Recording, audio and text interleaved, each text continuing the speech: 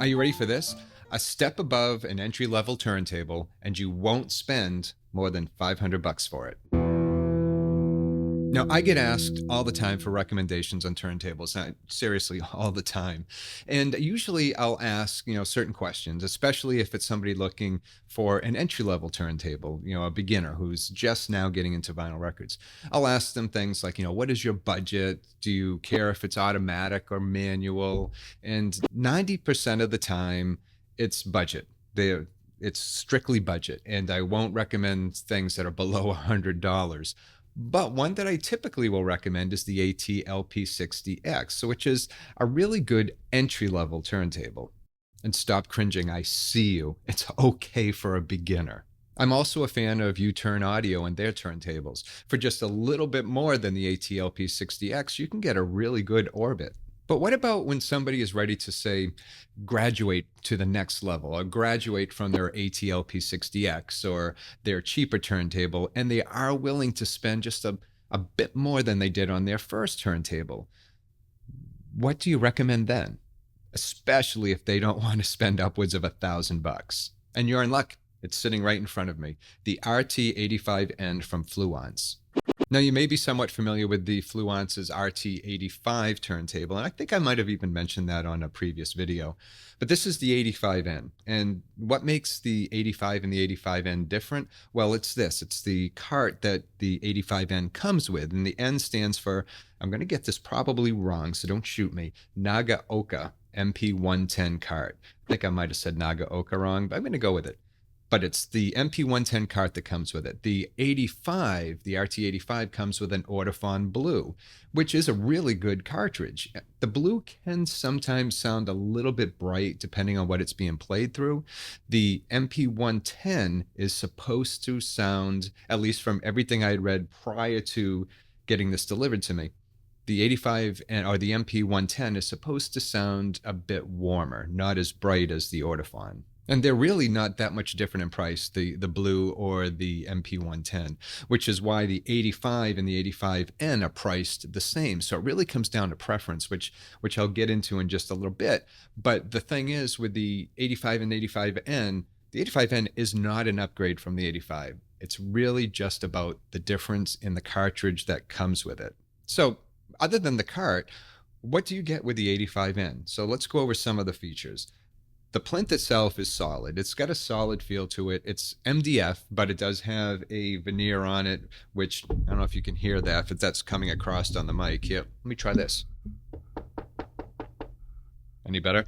And there are 3 rubber feet on the bottom, which are adjustable, so you can adjust the height to make sure everything's level, because being level is key to vinyl playback. You want your turntable to be level. One thing that I really like about this turntable is the fact that it has an acrylic platter. I am a big fan of acrylic platters, always have been. And when I bought my Thorns, my TD160 Super, that does not have an acrylic platter, which that was the only thing I was disappointed in with the Thorns. It had a rubber cork mat, and with an acrylic platter, you do not need a mat.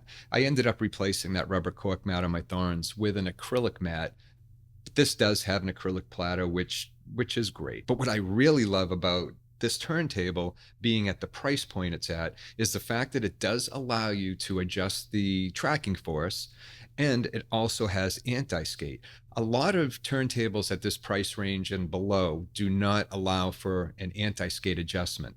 This one does. There is one thing I should mention though, because this is not strictly the beginner level entry turntable, you do have to set this up yourself. And that means setting the tracking force and the anti-skate up from scratch. And if you're squeamish doing that, I wouldn't let it deter you from purchasing this, only because they do a really good job in the manual of describing how to set it up. And once you've done it, it's not hard. I followed their instructions. I know how to set up a turntable, but I wanted to follow their instructions to see how close I would come. And I was like 0.2 grams off, so it worked really well following their instructions. I would suggest getting a tracking force gauge. You can get them really cheap on Amazon. I'll put a link to one in the description if you care.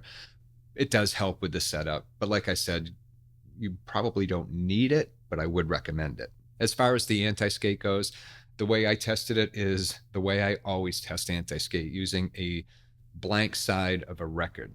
And I know that that is not the best way to do it. I can hear groans out there, but you have to work with what you got, and that's always worked for me. Another thing I like is the cart itself attaches to a removable head shell. And the reason that's important is if you do want to try out different cartridges, all you have to do is swap out the head shell. I'll get to that too.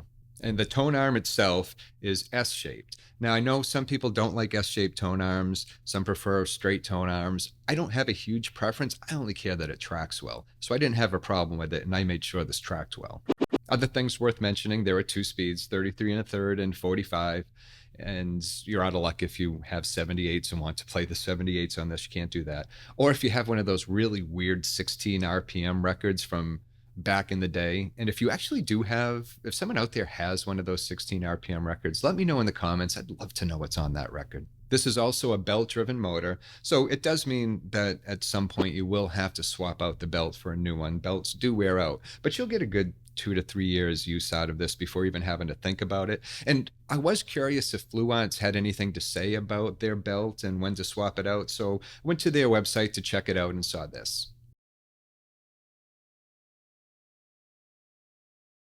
So really nothing definitive there, but I would say, if you listen to records excessively, swap it out after 2 years or sooner if you start to notice any kind of issues. But other than that, 3 years is going to be fine for you. And here's something else that really needs mentioning.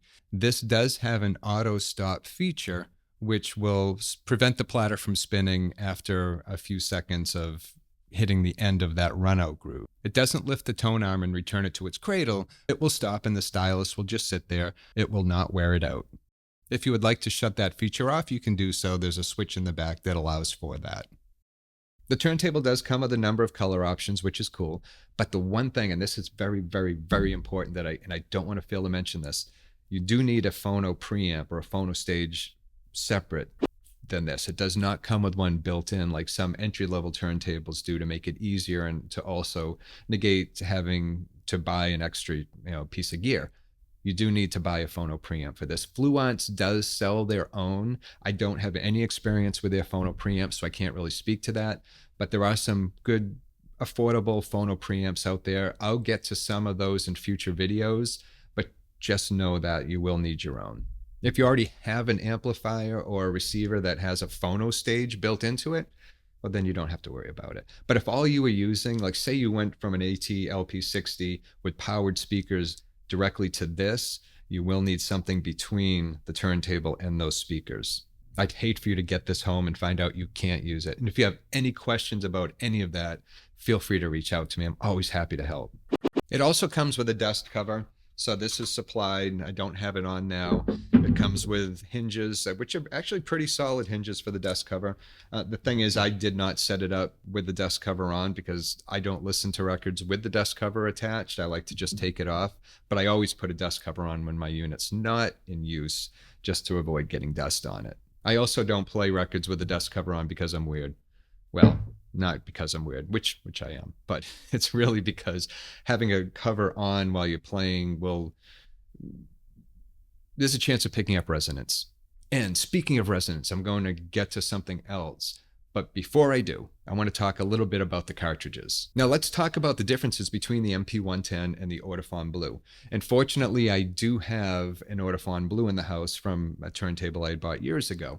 So I was able to test it out by popping in and out the cartridge to hear the difference for myself. Now, I will say there are differences between the two cartridges. I won't say one is better because that's completely subjective and what I like might be different from what you like. But let me at least touch upon what I heard on trying out the Ortophon Blue and also the MP110. The Ortophon Blue does have a bit more detail to it. Now, if you listen to a lot of classic rock or hard rock, and this depends on your system that your turntable's hooked up to, it might sound a little bit bright. And that's something that people have said about the Ortophon Blue for years.